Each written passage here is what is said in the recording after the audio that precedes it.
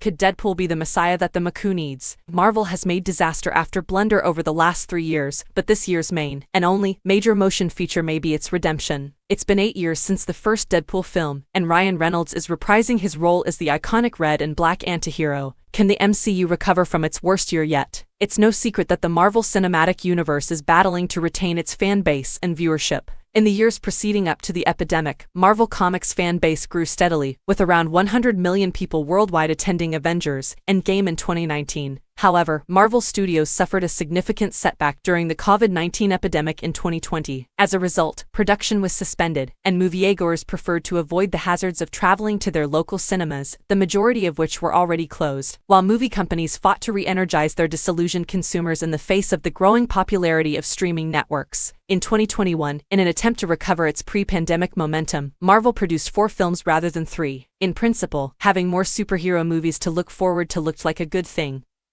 But a problem occurred that subsequently became apparent. The quality of their writing was compromised for a larger output, and fans felt oversaturated with inadequate material. As a result, based solely on production costs and box office earnings, Marvel's 10 films in the last 3 years have netted the business $4.65 billion, or slightly less than half of the total of $9.74 billion from 2017 to 2019. Furthermore, the average Rotten Tomatoes rating for these films fell from 90% in 2017 to 63.33% by 2023. Finally, Marvel Comics hit rock bottom with Madam Web, the most recent film, which earned $25.8 million in opening domestic box office sales, a record low for Sony's Spider-Man universe. It's difficult to believe such a result came from the same studio that produced the now second most grossing film in history. Now, 2 questions remain unanswered. What did Marvel's previous hits get right that their newer films haven't? And what can they do to rekindle their heyday fan base and the once high MCU enthusiasm? The answer is a soft reboot. In other words, 2024's Deadpool and Wolverine. Hear me out. One of the primary reasons No Way Home, Marvel Studios' most popular picture in the last 3 years, drew in so many former fans was its use of nostalgia and melancholy. Bringing back Tobey Maguire and Andrew Garfield was likely the smartest decision Marvel could have done. This re-energized their separate fanbases and closed up loose ends in their unique plot lines. It reawakened their inner kid when fans saw their childhood heroes on the big screen again, resulting in a heartwarming and often emotionally intense viewing experience for many longtime Spider-Man fans. The forthcoming Deadpool edition could prove to be just that. But in order to save the MCU, as many have stated it has the ability to do, it would need to bring back many major characters. Specifically, it would have to incorporate the fan-favorite former 20th Century Fox X-Men symbols into the explosive chaos that is currently the Marvel Cinematic Universe.